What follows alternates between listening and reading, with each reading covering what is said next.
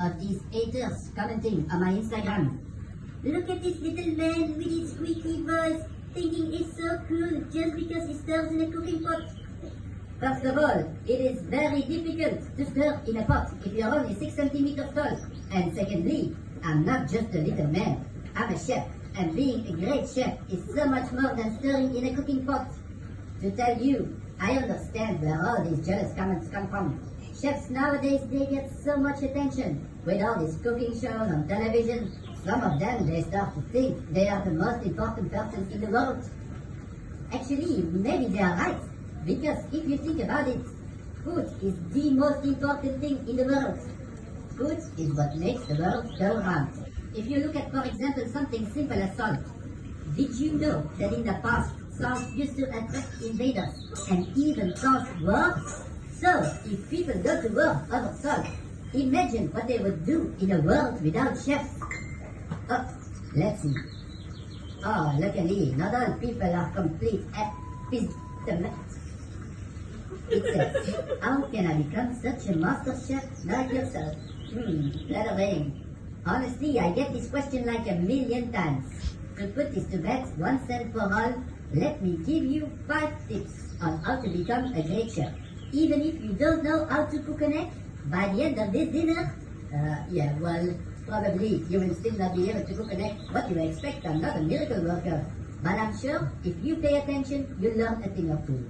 Or at least you'll be able to make an interesting picture for your Instagram. Hashtag most amazing dinner of my life. Hashtag petit chef is so cute. Okay, without further ado, pay close attention. Lesson numéro 1. 3 words. History of food.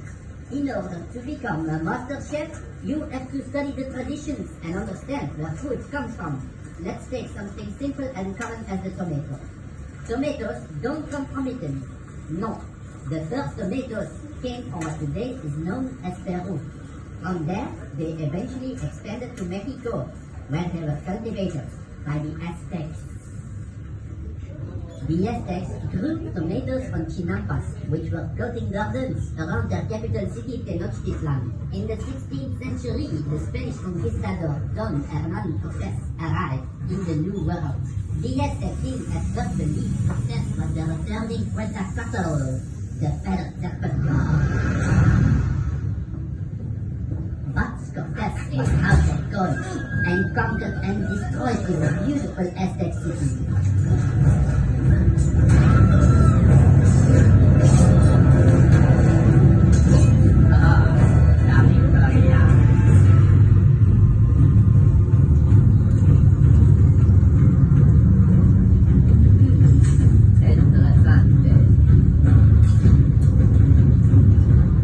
When they sailed back to Europe, Cortés took tomato seeds with him.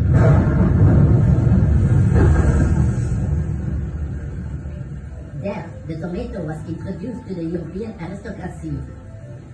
But they got sick from eating tomatoes and even dropped dead. So, they started calling it the poison apple. It's like a fairy tale from Snow White, right?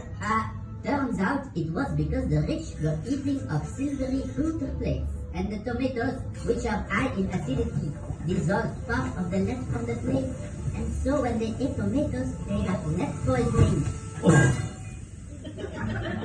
Finally, in the 19th century, an Italian chef created a pizza to celebrate the visit of Queen Margherita to Naples. He made a pizza with 3 ingredients that represented the colors of the new Italian flag. That's the tomato sauce, white, the mozzarella cheese, and green, the basic topping. And so the pizza margherita was born, which was so successful that the tomato became a popular ingredient in many different dishes. So please enjoy these ingredients which made such beautiful travels over different continents. On a side note, we, the French, were convinced that tomatoes had powerful aphrodisiac qualities, and so we called them pomme d'amour, love apples. So, if you go home later tonight and have a nice evening, you know what I mean? Yes, well, anyways, you can thank me later. Bon appetit! Right, and ladies and gentlemen, can you imagine behind such a common ingredient such as tomatoes? There could be so much drama involved. There was war, there was fault, there was betrayal, there was also the fact that serpents got as well. Now, I don't know about you, but I felt as though I just sat through an entire Netflix series right here. Right? But of course, if we are going to start to binge watch a series, okay, of course, we need some food, right? So, ladies and gentlemen, right now, just presenting to you your very